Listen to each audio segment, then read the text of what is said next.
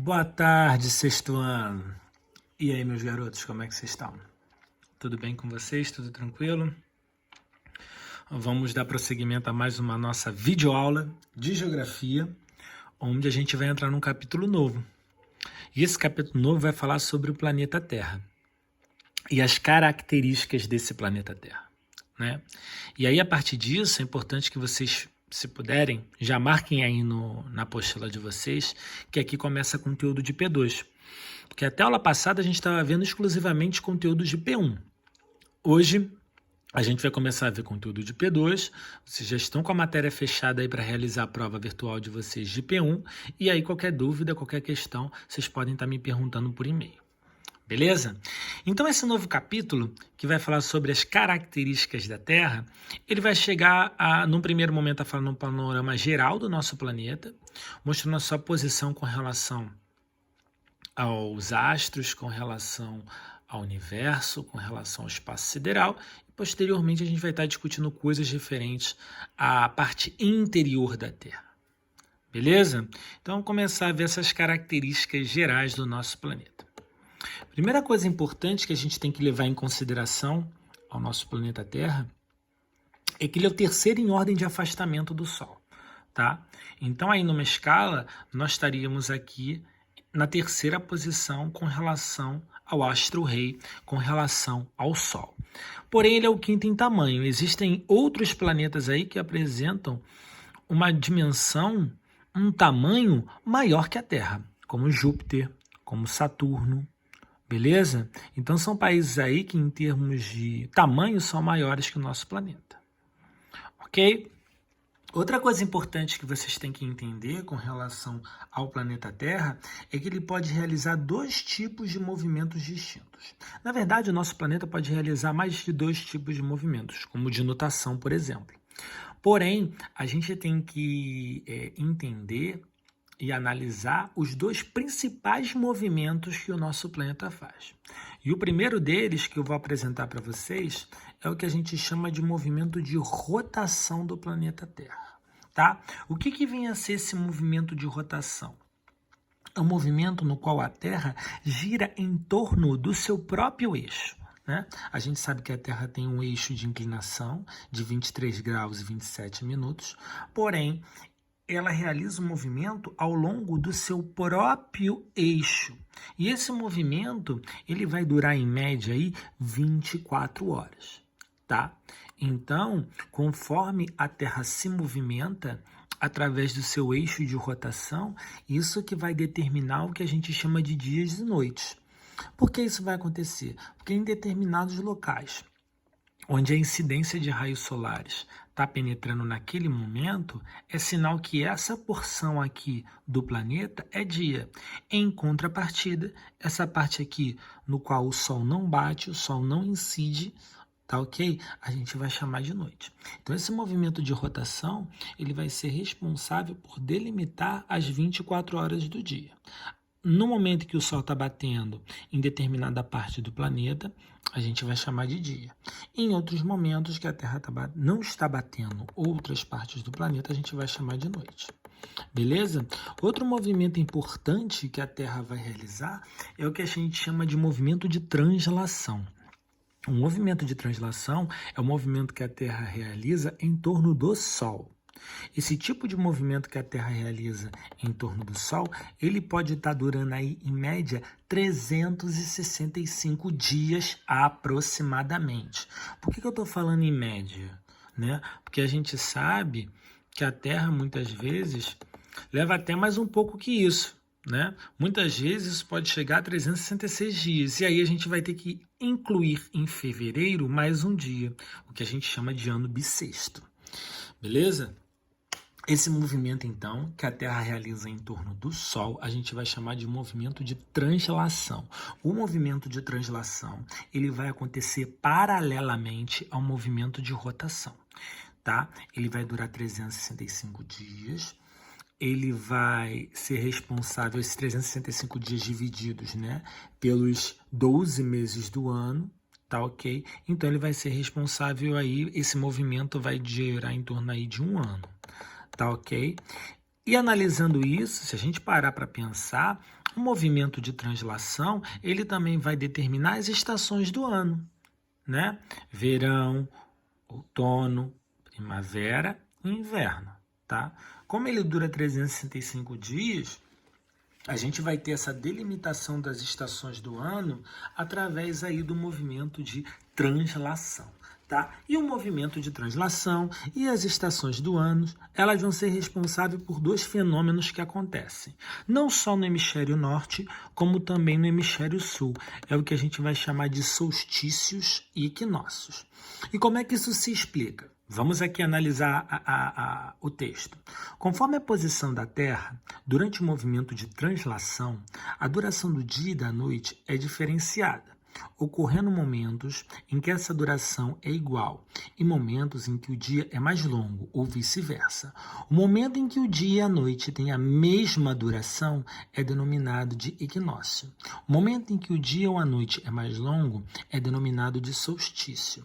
Então, como é que isso vai acontecer? Em determinados períodos do ano, devido ao movimento de translação, devido à posição da Terra em relação ao Sol e à inclinação do eixo terrestre, a gente pode observar que os solstícios, eles vão acontecer em determinadas épocas no hemisfério sul e os equinócios vão acontecer em determinadas épocas no hemisfério norte, ok? Onde a incidência de raios solares vai ser maior, por exemplo, no hemisfério sul, e em contrapartida no hemisfério norte a incidência de raios solares vai ser menor, por conta do movimento de rotação, por causa do movimento de translação, por causa da posição da Terra em relação ao Sol e por conta da inclinação do eixo terrestre.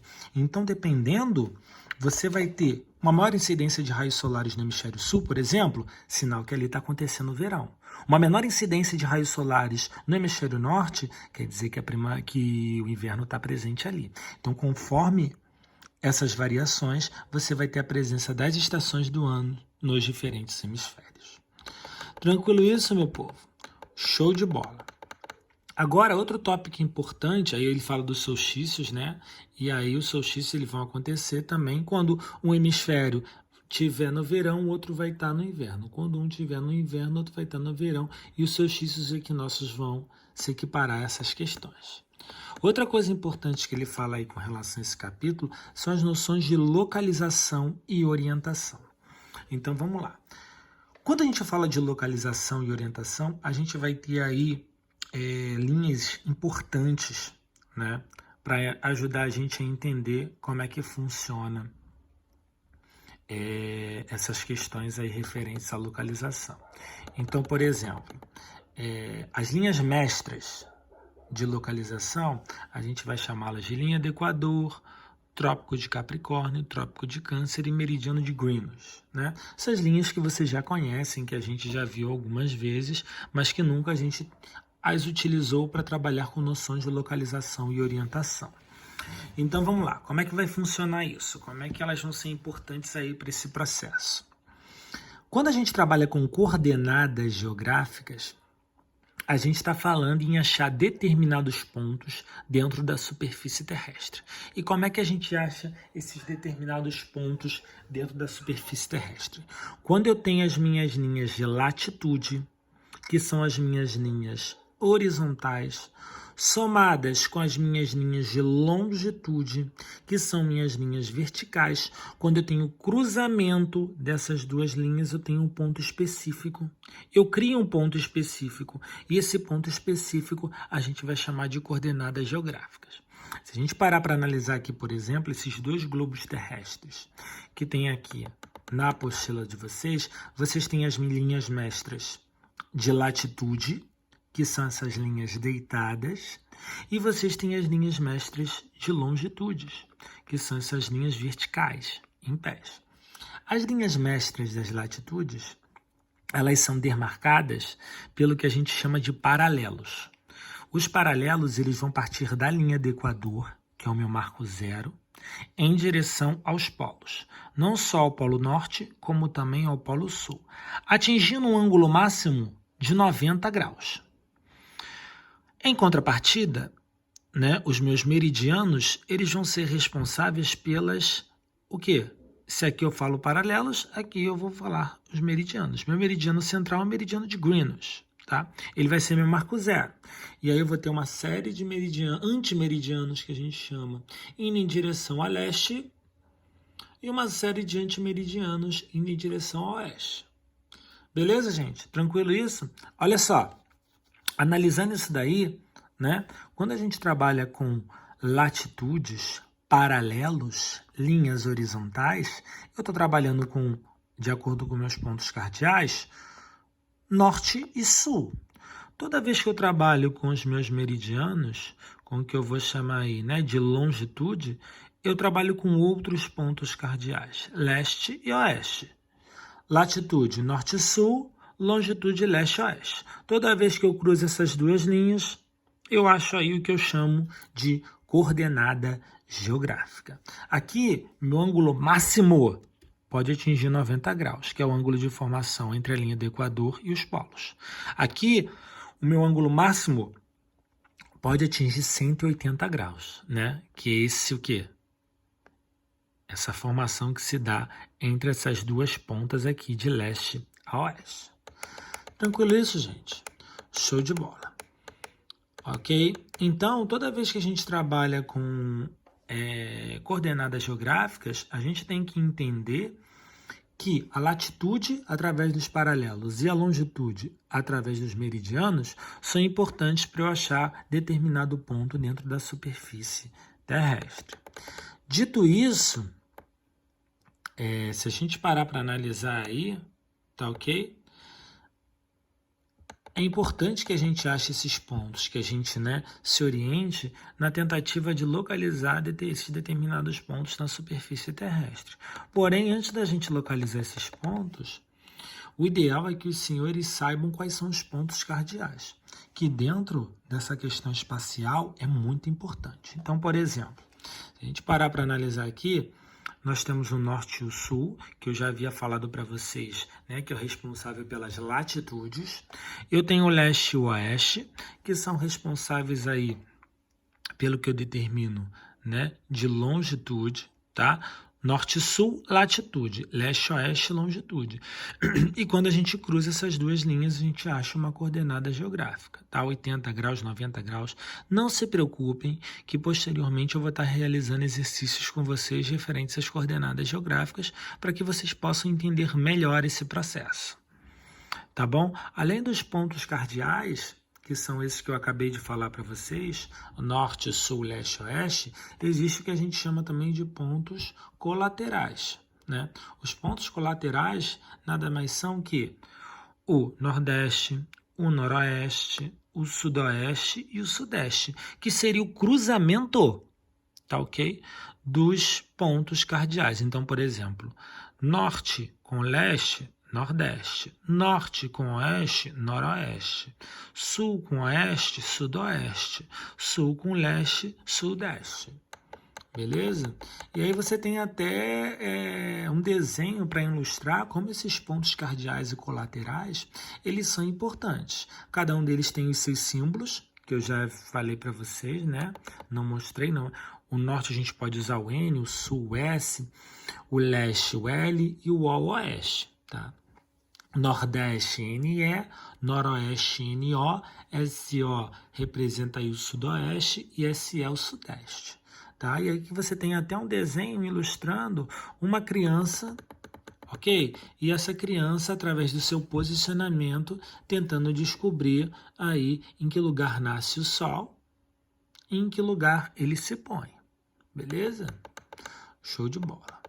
Para a gente tentar entender melhor essas posições aí referentes, né, às noções de pontos cardeais e o posicionamento de determinados astros no espaço, é interessante a gente pensar que, por exemplo, a constelação de Cruzeiro do Sul, né, ela vai ficar numa posição ao sul do seu observador, onde você vai conseguir ver a sua constelação. Então, algumas constelações, algumas estrelas, alguns astros que estão presentes no espaço, eles podem ser visualizados através de um posicionamento perfeito que uma pessoa possa fazer.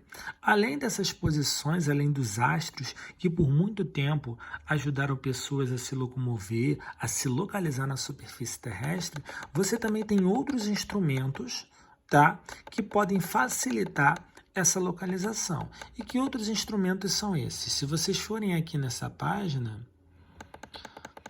241, você vai ver outros elementos que lá na antiguidade ajudavam as pessoas a se localizarem em determinados pontos da superfície terrestre, como é o caso da bússola, por exemplo, né? E aí, o norte magnético da bússola que fazia com que as pessoas conseguissem se deslocar de uma forma mais precisa dentro do espaço, tá? Então, a bússola é um instrumento muito importante nesse processo, tá ok?